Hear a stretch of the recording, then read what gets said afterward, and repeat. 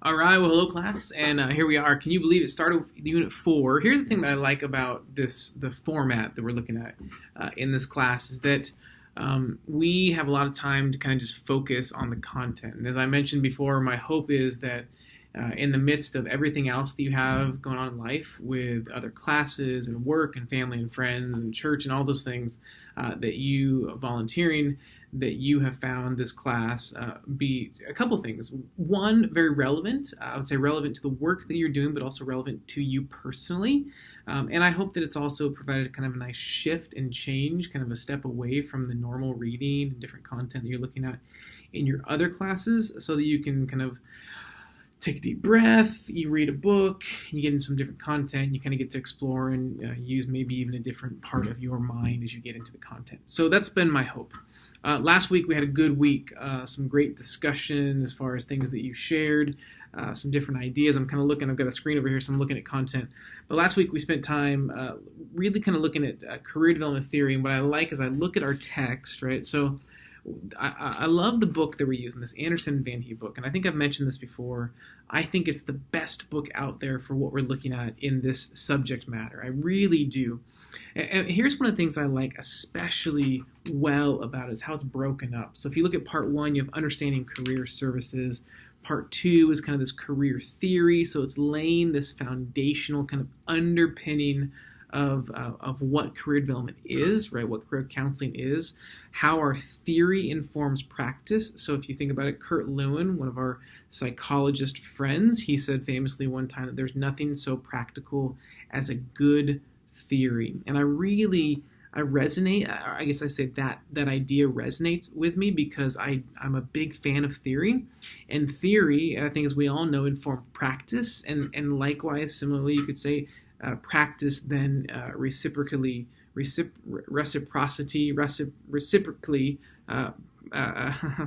terrible. It's the end of the day, I guess. Practice informs theory. Okay, so we got the career theory, and now we're moving in from career theory to society's impact on career, right? So part 3 of our text.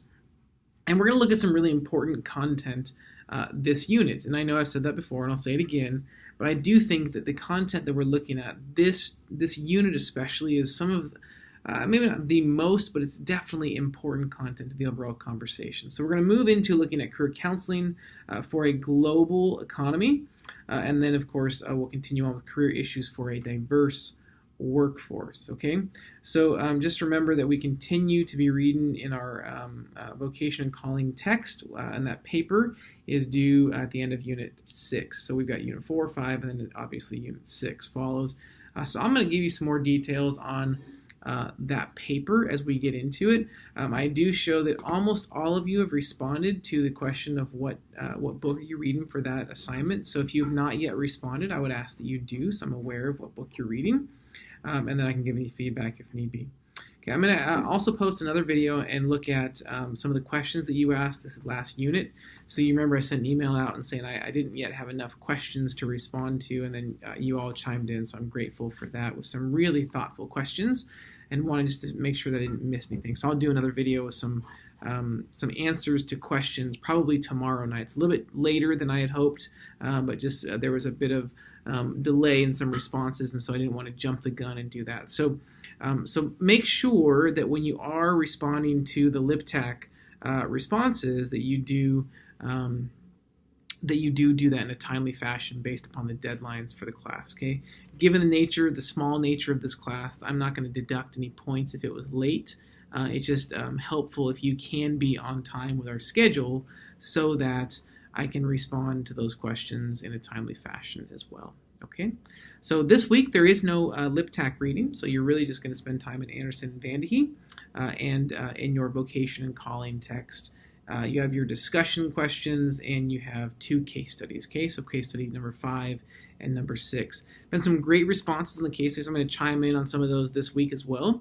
But thanks for your thoughtful response, really kind of walking through, thinking through how would you respond to those questions as you think about kind of, and many of you have thought about how would I use my previous, marriage and family therapy training and my techniques within that realm to then kind of incorporate that into this career space. So that's been really helpful and I think really insightful as well. So thanks for that.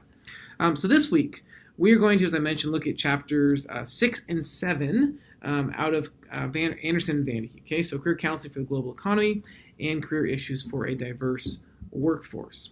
Now here's where we're going to look. I'm going to move my screen over so I'm not peering over in a different awkward location.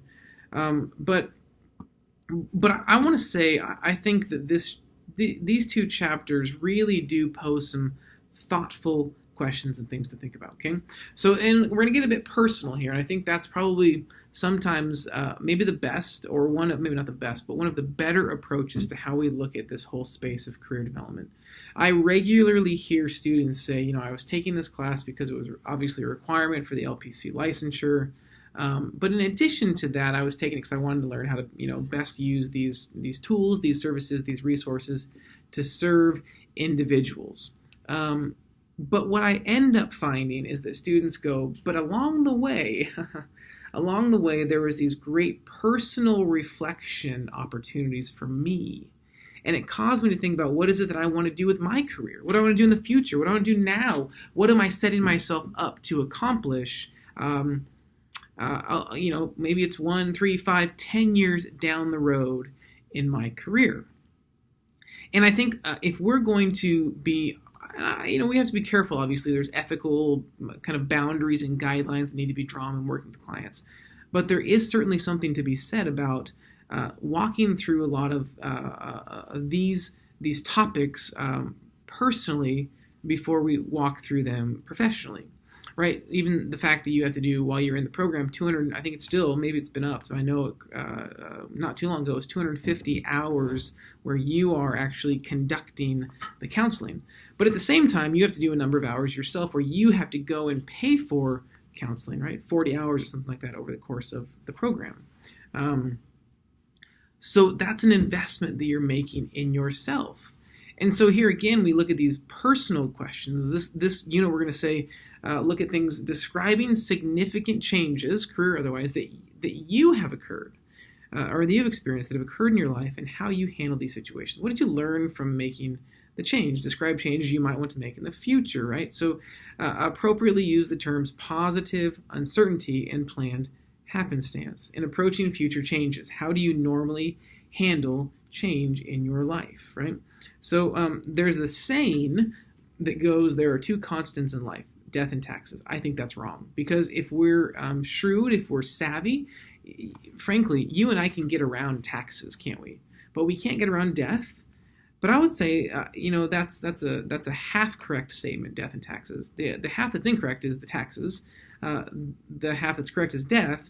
But I would say this, that the other constant in life is change, right? From the moment of conception, we are, and I don't mean to be morbid about this, but the reality is we're on a trajectory towards death because all of us will die. It's the one thing we can't get out.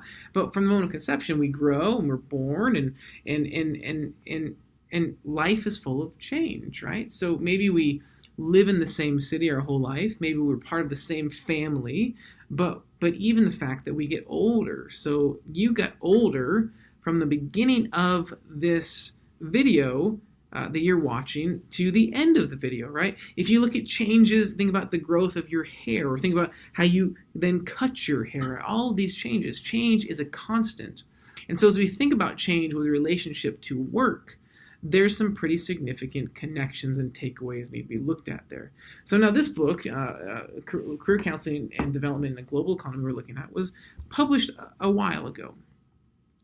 I saw an article the other day that said that there are still, and if we just look around and talk with people, there is still a large swath of individuals who would say that they have not fully recovered from the Great Recession. So what occurred really in 2007, it started and then ended up kind of spilling into 2008 and 9.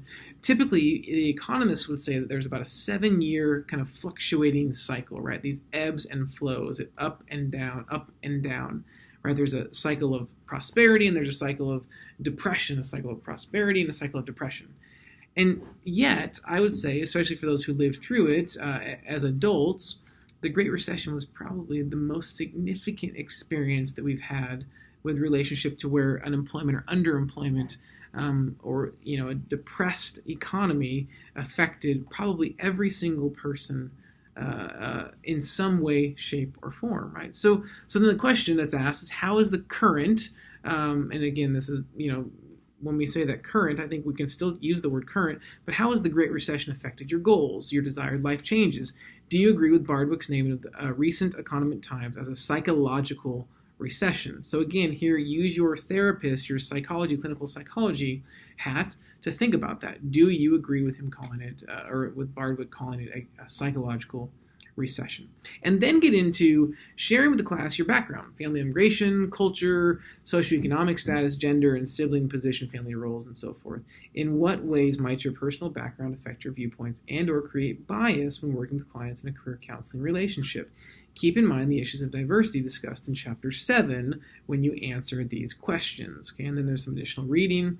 And then there's a section, there's an additional article. Hopefully it opens for you. If it doesn't, let me know. But it's from Malcolm Gladwell's book, Blink. Okay, and I want you to think about this text, and I want you to answer just a real quick and simple question related to the text that you read, the section from Blink, Gladwell's book, Blink.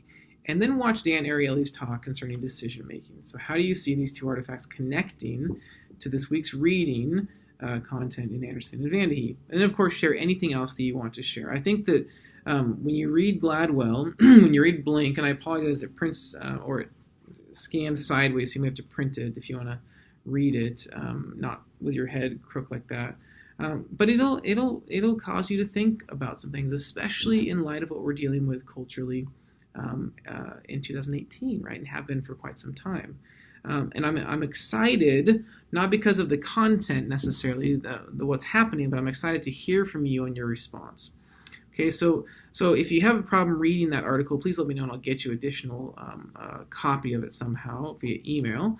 You should have no problem opening it. There's a link to it, and there's also an attachment down below the questions. I'd love to hear from you, but anything that comes to mind when you're reading this article, you're watching Ariely's video, his TED Talk, and you're thinking about the content from this week's reading, I think it's really helpful content to help us think about things. And where are we in our modern day society? Good, bad, indifferent, ugly, right? All these different things that we're experiencing in the world around us. And then to think about, what does it mean to you personally? And what does it mean to the people, the clients that you will work with at some point in the future, maybe even the clients that you're working with today? So I love these two chapters. I think they call out some things that need to be called out. They cause us to think about certain things. And I think in many ways, if you think about the progression of where we've been and the role that the career counselor is to play, I think it's going to, you'll see them kind of these building blocks, one on top of the other, causing you, causing me, causing us to think about how can we make a difference in this world from a career counseling perspective. And something that seems perhaps not, maybe even we'd say non or inconsequential, I would say actually has some pretty significant implications to our personal life, our professional lives, and the lives of those with whom we come in contact. So hope you have a great time with the readings, interacting with the content, thinking through the questions, the case studies, and so forth. And as always, if there's anything I can do to help you, please. I'm not hearing a lot of correspondence from you, and that's probably because, it's just kind of status quo. Things are good. Even though I'm not with you in class on a weekly basis, I am absolutely available for questions, comments, concerns. You need to do a Skype or a Google Hangout or a Zoom Connect or anything like that, a phone call, or just an email back and forth with things that you're thinking about, even from your personal career development process. I'm more than happy. In fact, I would be honored to have a conversation with you. I am here to support you in any way that I possibly can, answer questions that you may have. But anyway, just ultimately, I'm here to support you and want you to know that. So keep up the good work. I'm really enjoying what I'm reading. Hope you're enjoying it as well. And I look forward to seeing you online this week.